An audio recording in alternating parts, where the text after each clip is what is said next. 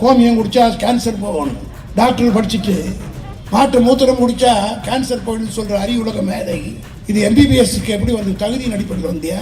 Mark வாங்கி உங்களுக்கு seat கிடைச்சதா?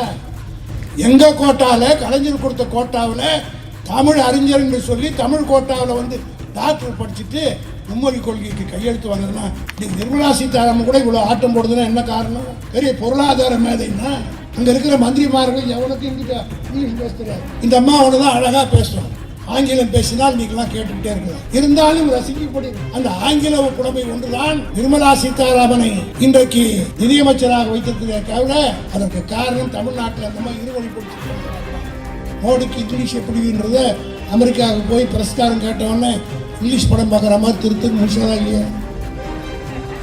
காரணம் ஒழுங்கா இங்கிலீஷ் தெரியாதவன்.